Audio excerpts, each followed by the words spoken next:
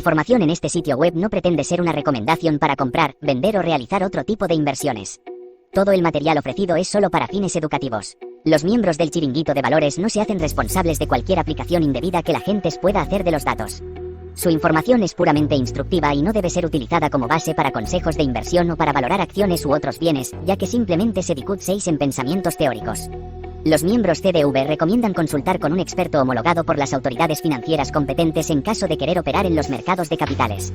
Antes de tomar una decisión de inversión, cada inversor debe llevar a cabo su propia investigación y asumir la responsabilidad de sus elecciones.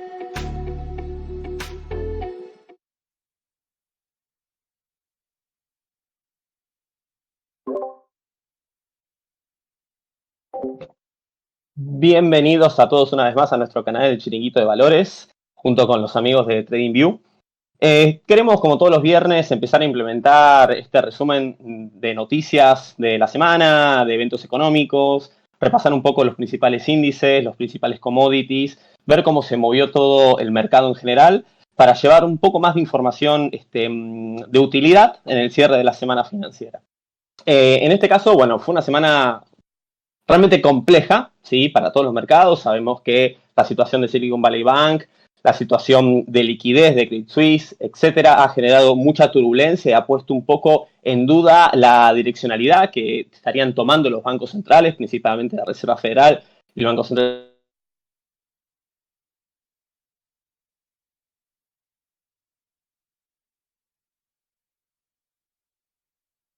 de tipos de interés, lo cual al final de este video, de este repaso, vamos a hacer un comentario al respecto.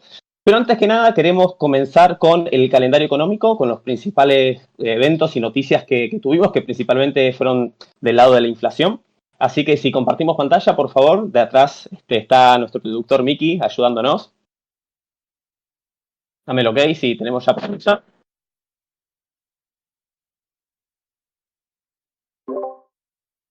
Tenemos pantalla. Bueno, perfecto. Acá lo que estamos viendo es la inflación core de Estados Unidos. Sí, sabemos que esta semana se habían publicado la inflación general y la inflación core del mes de febrero.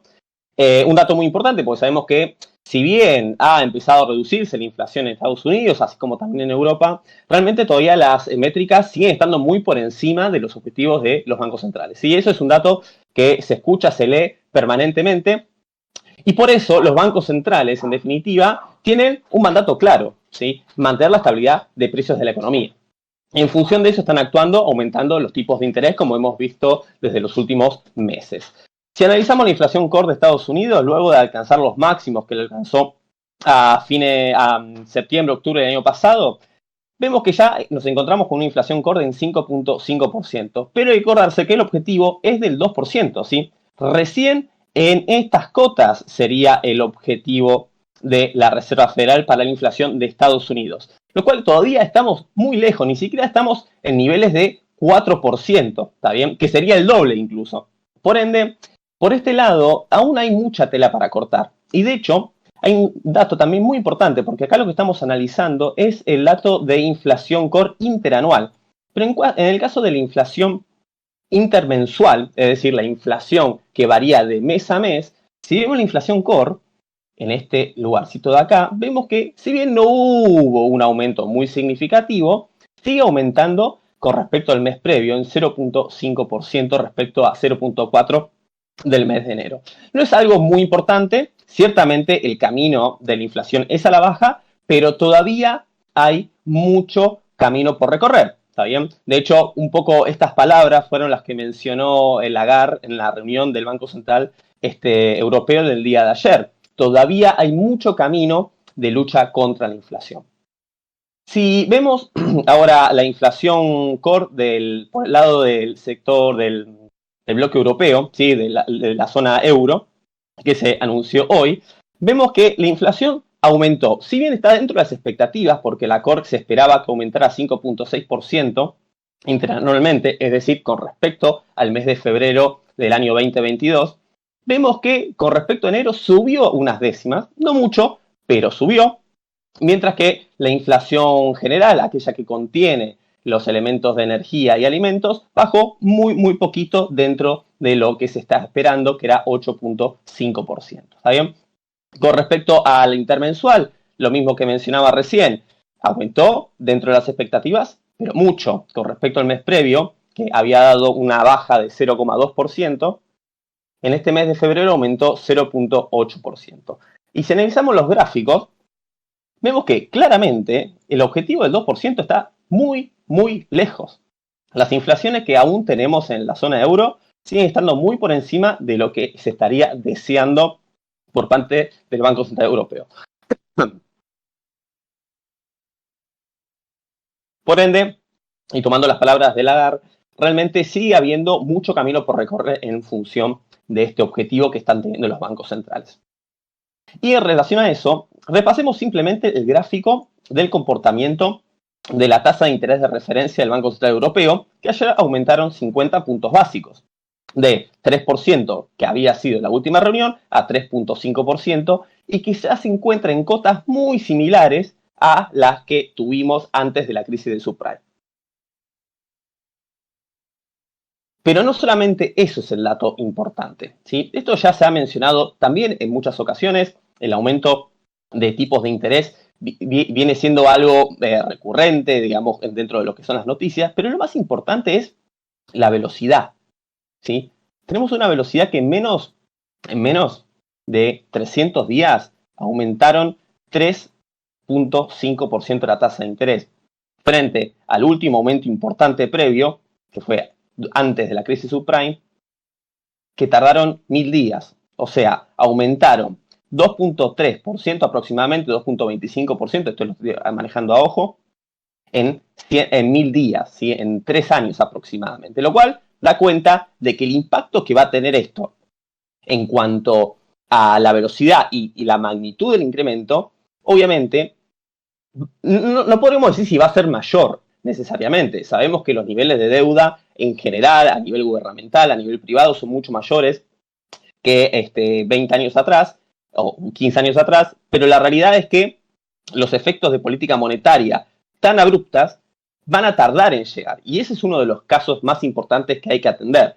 Esto no es algo que de forma inmediata va a impactar. De hecho, la crisis subprime no vino inmediatamente cuando subieron los tipos de interés, sino que demoró. De hecho, la dinámica de precios siguió al alza en los mercados en general, en los activos en particular, en el caso de la subprime, los inmobiliarios. Así que hay que estar muy atentos con eso, y por eso el Banco Central Europeo, digamos, si bien quiere seguir luchando con la inflación, está diciendo que todavía hay mucho camino por andar.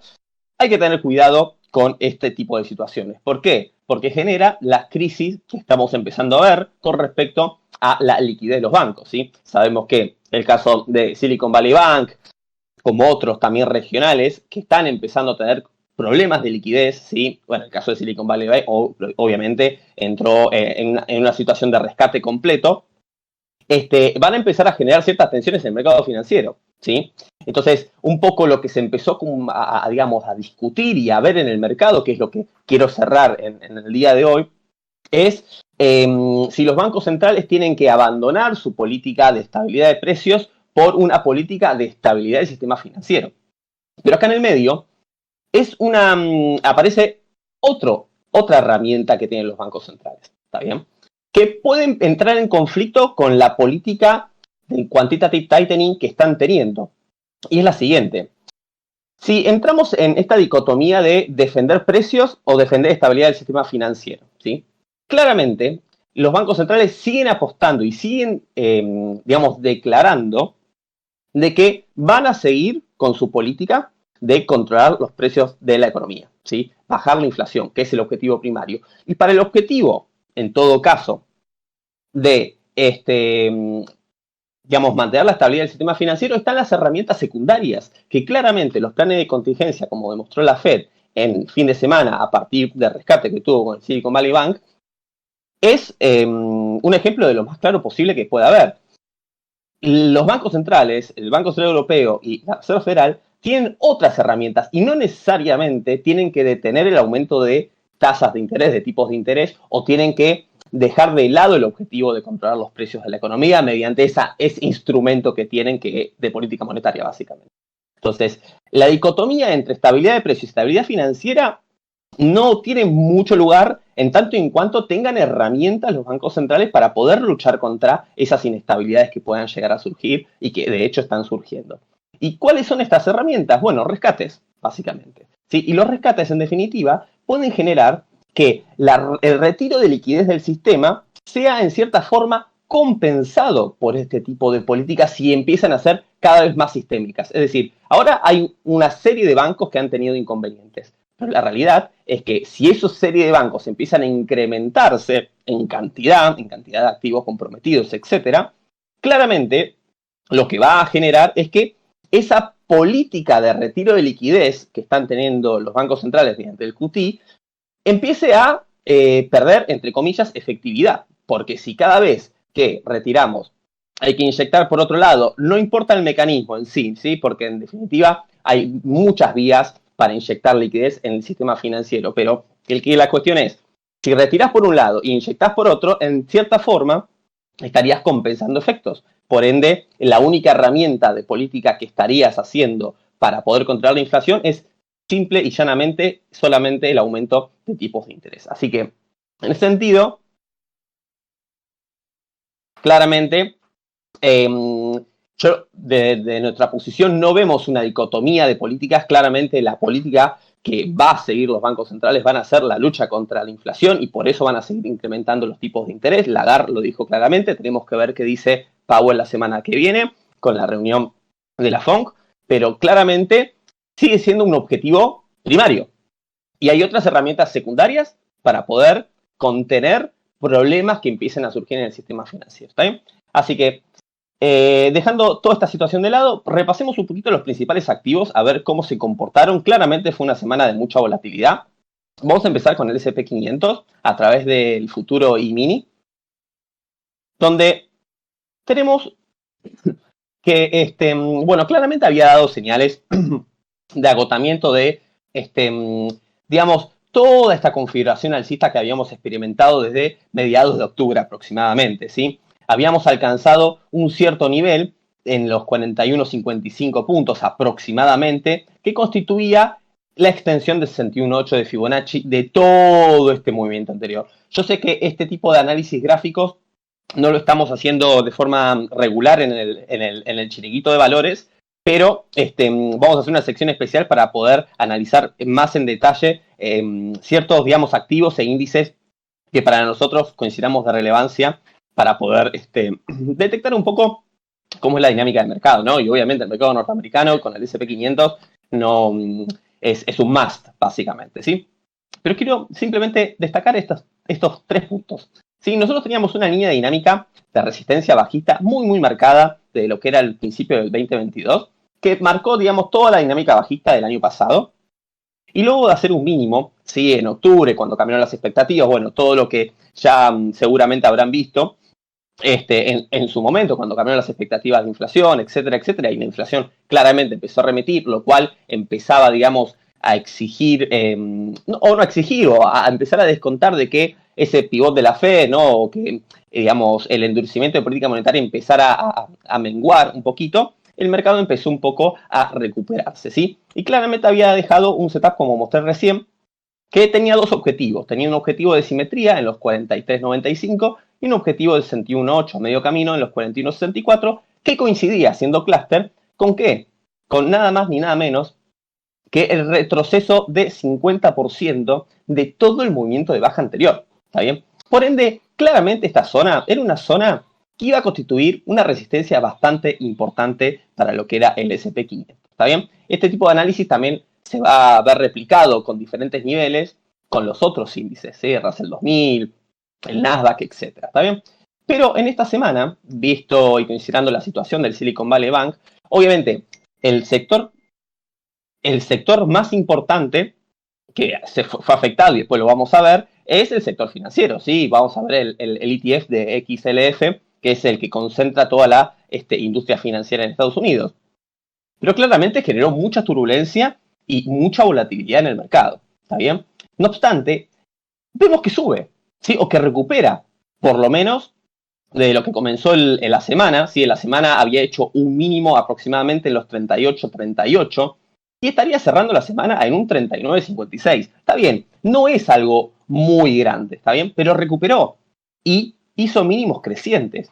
¿Y por qué hizo mínimos crecientes? Porque la situación de inestabilidad financiera, como expliqué hace un momento, llevó al mercado a pensar que si la dicotomía es válida, esta estabilidad de precios versus estabilidad financiera, si esa dicotomía es válida y los bancos centrales viran a estabilidad financiera, el mercado comenzó a descontar de que el pivot de la Fed está más cerca de lo que antes descontaba. Y si está más cerca de lo que antes descontaba, va a empezar a reducirse ese costo del dinero, lo cual, digamos, siguiendo un poco la lógica del mercado y lo que viene descontando el mercado hace ya varios meses, estaría, digamos, favoreciendo un alza de los índices. Por supuesto, hay muchos, digamos, salvedades que hacer porque no todo son tipos de interés. En definitiva, una de las cuestiones fundamentales es que más allá de que los tipos de interés comiencen a bajar, el key de la cuestión es dónde se van a quedar, ¿sí? Y que son claramente mayores que los tipos de interés que teníamos hace un año. Lo cual, de una u otra forma, va a comprometer a la estabilidad financiera de las empresas que se mueven en el entorno económico, ¿no? Por supuesto. Y que cotizan en bolsa. Así que dicho esto, estamos con un mercado que hubo mucha volatilidad, pero por lo menos no se metió por debajo de la línea de resistencia dinámica bajista nuevamente, lo cual aún deja esperanza de que podría llegar a revisitar los 41.55. De hecho, acá no estoy analizando el Nasdaq, pero una de las características que ha tenido el Nasdaq, vamos con el NQ, ¿sí? Es muy llamativa porque, como bien ustedes saben, el rescate del Silicon Valley Bank y el Silicon Valley Bank estaba muy relacionado con todo lo que era el mundo startup, ¿sí? Y, por supuesto, todo lo que es el mundo de las tecnológicas. Y ese rescate favoreció el Nasdaq, paradójicamente, ¿está bien? Así como favoreció al Bitcoin, porque muchas de las startups también están vinculadas con el contexto de las criptomonedas. Entonces, es paradójico, ¿no? Pensar que una inestabilidad financiera, producto de un aumento de tipos de interés, que deriva en un rescate por parte del dinero fiat que es manejado por la Reserva Federal, termine favoreciendo a un Bitcoin o un entorno de criptomonedas que justamente estaría en oposición a eso. Pero bueno, son cosas que en el mercado suceden. Estamos como dijo Powell, en un ciclo económico no normal, ¿sí? Por ende, como dijo en una de las conferencias de prensa a principios de año, si no me equivoco, claramente el camino hay que conocerlo recorriéndolo. No se sabe de antemano. ¿Está bien? Así que dicho esto, paradójicamente el Nasdaq ha recuperado mucho, ¿sí? Con respecto a los mínimos que había alcanzado en el lunes al comienzo de la semana y estaría en máximos respecto de lo que era aproximadamente principios de febrero. ¿Está bien? Eso con respecto al NQ. Vamos ahora con el mercado europeo, sí, con el Eurostoxx.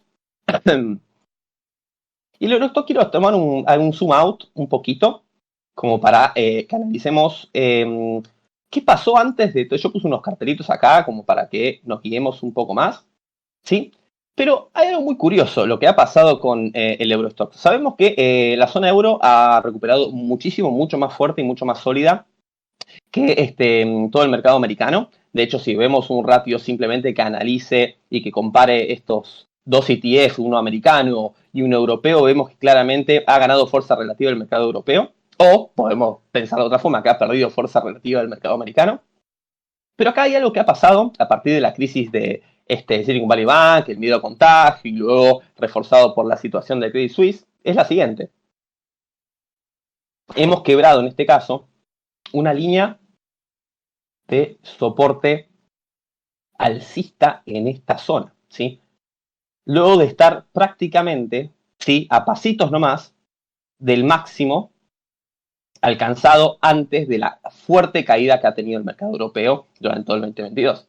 Lo cual, ¿qué le hace a uno pensar luego de que un mercado esté recuperando desde los mínimos de octubre hasta los máximos alcanzados antes de toda esta situación? Un 32%, cercanos a mínimos, siendo que marginalmente contra la resistencia había tan solo un 2.6% de ganancia potencial.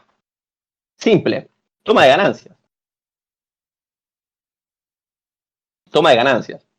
es más conveniente estar afuera luego de una subida espectacular, por más que uno no haya tomado toda la subida, obviamente, pero claramente la situación para poder volver al mercado y recargar posiciones era un ajuste un poco más fuerte que el que se había experimentado, máxime si estamos cercanos a una resistencia muy importante como el máximo anterior, y siendo que la situación en general, si bien ha mejorado un poco por el frente de la inflación, bajando, todavía sigue siendo cotas altísimas y el Banco Central Europeo sigue subiendo los tipos de interés. Así que dicho esto, claramente, luego de toda la volatilidad que ha tenido la semana, lo más importante para mí con respecto a este gráfico es el quiebre de esta zona de soporte alcista dinámico, ¿sí? Fundamental, lo cual invita a por lo menos dos niveles de soporte subsiguientes. Uno es los 4.017 puntos, que es donde justamente llegó el miércoles tocando mínimo con la crisis del Credit Suisse, y el subsiguiente, y mucho más sólido,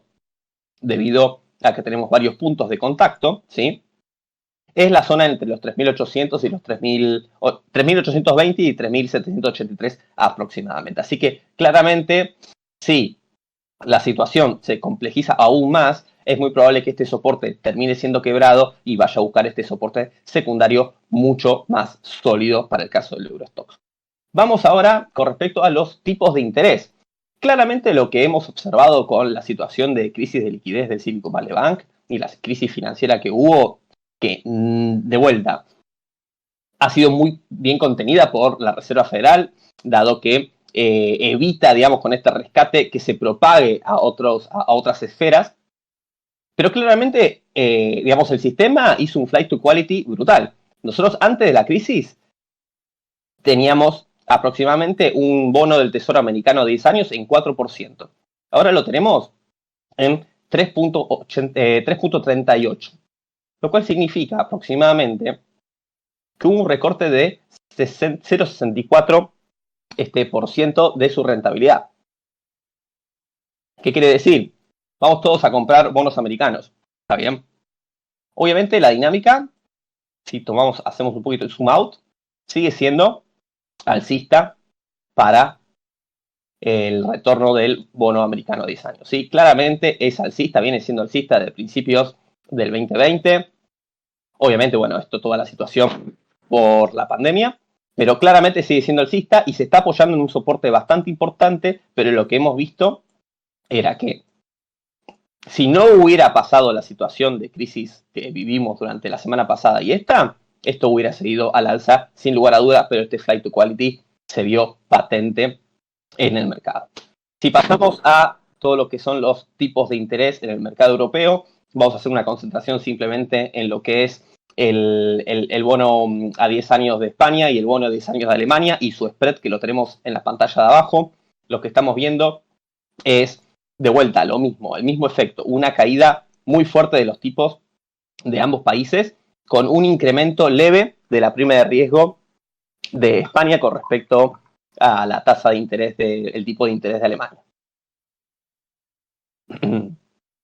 Pero es el mismo efecto, hay un flight to quality claramente en el mercado.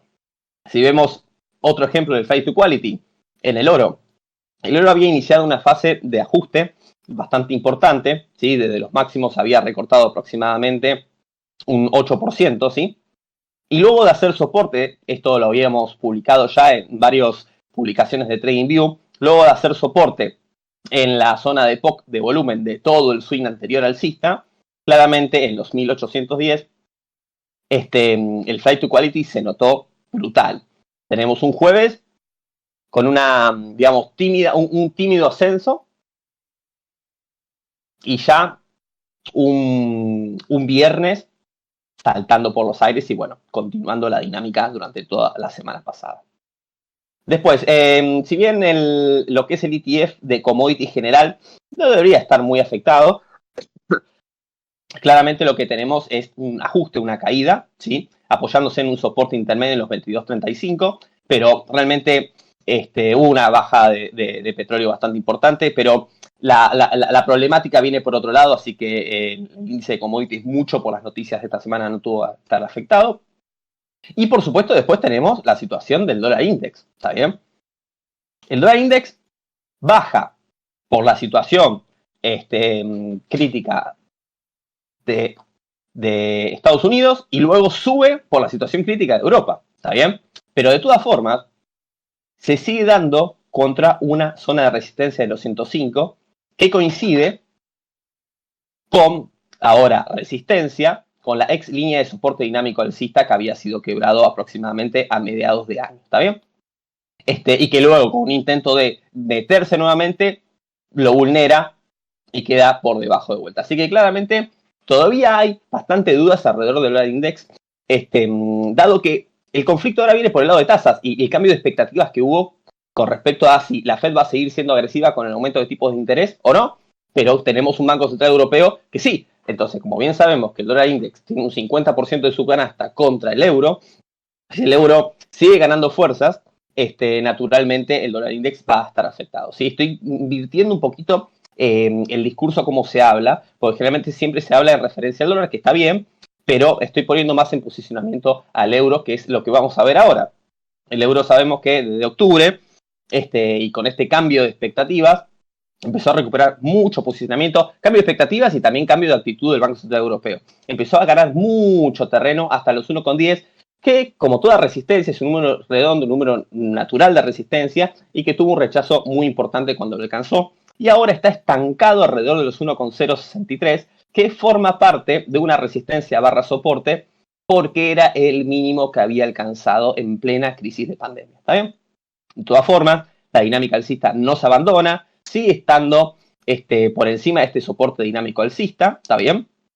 Así que, pero por supuesto con mucha volatilidad, obviamente, el miércoles se ve esta vela de baja muy fuerte, producto de la situación local, pero la dinámica alcista sigue siendo la más clara.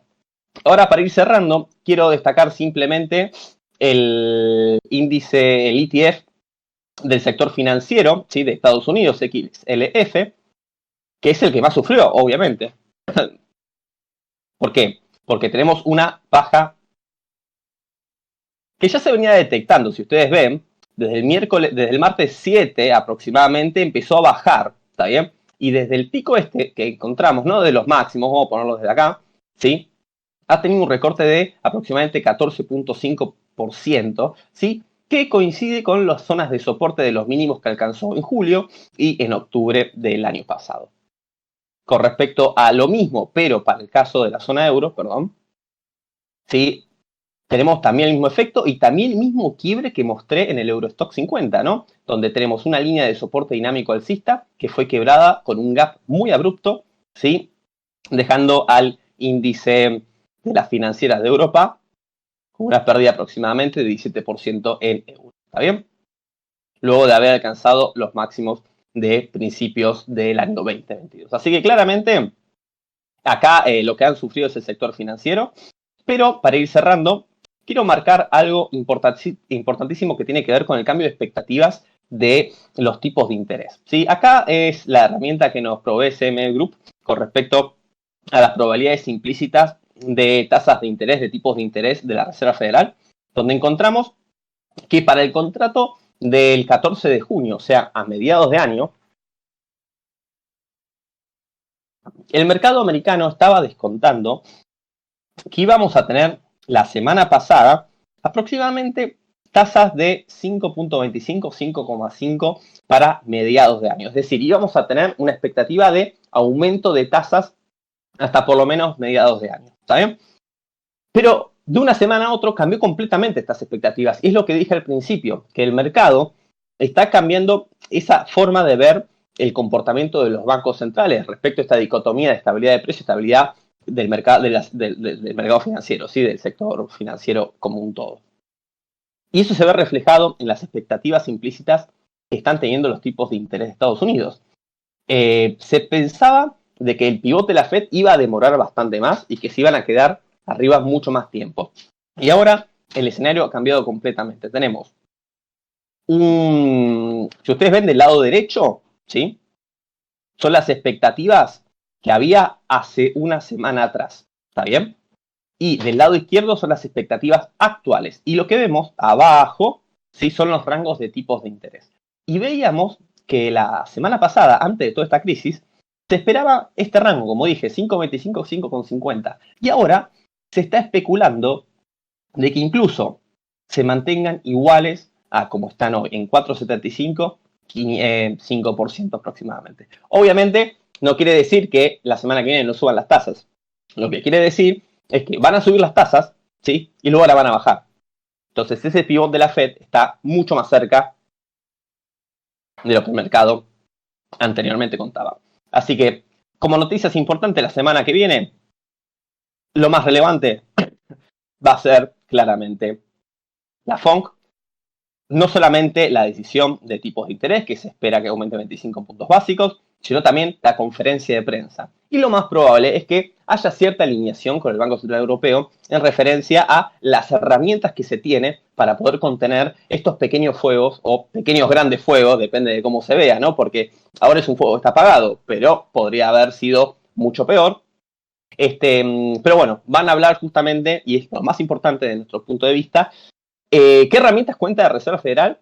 Que ya lo he demostrado, pero ¿qué herramientas y cómo planea contener estos tipos de situaciones que pueden empezar a surgir cada vez más a partir de este nuevo nivel de costo del dinero y esta presión que genera sobre los bancos? Así que, dicho esto, la semana que viene va a ser, digamos, lo fundamental de la semana.